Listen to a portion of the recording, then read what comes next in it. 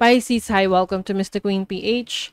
At ito ang inyong energy update for July 1 to 15, 2025.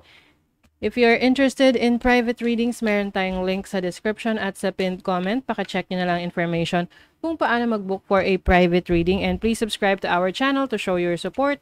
Like, share this video at comment na rin kayo kung kayo ay naka-resonate.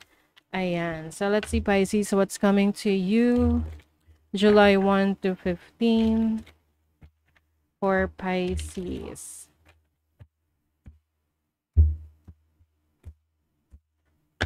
Okay, overall energy, possible challenge, opportunity, and then blessing. Wow, ang ganda ng blessing. And then let's see the energy for your money. Money, money, money. Ooh, the sun, yes. And then for your relationship. Wow. Shana all. Okay, overall, bottom of the deck is the Two of Wands. So, may iba sa inyo merong decision making na gagawin. Can be an opportunity na kailangan mong i-pursue or subukan sa ngayon. Kasi meron kang options, no? So, let's say may work ka ngayon, tapos gusto mong lumipat ng ibang trabaho or ibang industry or ibang career. So, nandun yung opportunity for you if ipupurso mo. Oh, Seven of Swords. Merong gustong sumabotahe sa'yo or someone who is, nagbibigay siya ng payo, pero yung payo niya is para i-discourage ka. Dini-discourage ka ng person na to. This can be anyone, no? Pwedeng sa family. Minsan kasi may reasons naman talaga sila. Maybe they are afraid, no? Natatakot sila na baka hindi mo kayanin o kaya, maybe that is a form of their protection sa'yo. Okay?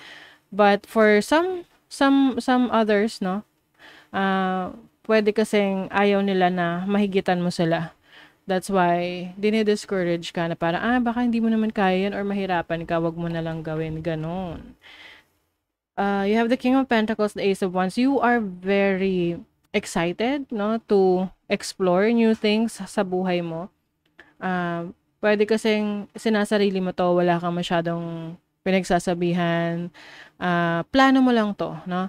But, yung ibang napagsabihan mo na to ay close sa'yo, kaya parang you trust them na maaring matatanggap nila yung gusto mong gawin. But, yung iba sa inyo, hindi lahat yan mag-a-agree sa gusto ninyo. Okay? So, your overall energy ngayon is you're very active, excited to take the risk, to take that plunge, no? To take that experience. Tignan mo naman, tumatawid siya sa ring of fire. 'Di ba? Na unbothered. So, for some of you, meron kayong iti-take na risk ngayon na kung saan driven kayo ng inyong passion. Driven kayo ng inyong ideas. So, this can be a creative project or can be a business rin na gusto mong i-pursue. You have the Three of Pentacles as your challenge. So, maaring may mga challenging situation ka sa katrabaho mo or yung mga taong nakakasama mo sa career mo or sa business mo na kailangan mo lang silang kausapin, like maayos na conversation, to have a good communication sa kanila kasi minsan nami-misinterpret yung ibang gusto nating sabihin. Kasi yung iba, nilalagyan ng mali siya o kaya parang they take your words against you, parang ganon. So, isa pang challenge naman dito is sa workplace ninyo. Pwedeng meron dyan na hindi siya cooperative, no? Hindi siya nakikipag-cooperate, nakikipagtulungan. Kumbaga sa school project wala siyang ambag. Sa project nyo. 'Di ba? So, minsan nakakainis yung ganun. Tapos, they will also take the credit na ikaw yung nagpakahirap sa project, nag-effort ka, tapos biglang kasama sila dun sa credits, 'di ba? So, yeah, it can be frustrating, but, communication is the key. Kailangan lang you have more patience and be more open rin na, intindihin where's that person coming from, 'di ba? Saan siya nanggagaling? Baka may challenge siya, may problema or what. So, yeah, anuhin na lang, parang, ah, i i-guide na lang, okay? So for your opportunity, you have temperance here. So may opportunity ka to take care of yourself, focus on healing, because temperance is also about healing, doing things in moderation. Kung ikaw ay laging busy sa maraming bagay or sa isang bagay ka lang nakafocus, just make sure na ma-attenan mo rin yung ibang importante pa sa'yo, importante pang bagay para sa'yo, like your family, your friends, your career, your business, whatever that is na mga major na priorities mo. And you also have an opportunity na makuha yung best para sa'yo because of your patience. 'Di ba may mga bagay na, nagmamadali ka, gusto mo makuha agad yung isang bagay, pero ang napupunta tuloy sa'yo, hindi siya maganda. Oo. So, bigyan mo ng time ang isang bagay na mag-flourish, lumago, kumbaga sa bulaklak, bago mo pitasin yung bulaklak, make sure na talagang, ano na siya, naka, ano nakabuka na. Oo, nag-bloom na, ayun. Talagang in full bloom na siya. 'Di ba? So for your blessing is the Empress. Ang ganda ng blessing na to because this is abundance, fertility. So yung iba sa inyo kung may plans kayo of having a baby, so maaring ditong first half ng July, may good news for baby. But of course, if hindi nyo plano yan, you have to be careful, okay? But babies are always a blessing, 'di ba? This can also mean a project na, you're about to give birth. Parang ilalabas mo ilo-launch mo yung project na yan and you've been working so hard for this project and now is the time na masisimulan mo na. And this is going to bring prosperity sa'yo, no? Creativity. And also the moment na mas alagaan mo yung sarili mo, mas maraming opportunities, magagandang opportunities kang maa-attract. For your money, career, finances, you have the Sun. So this is about solutions to your challenges and problems.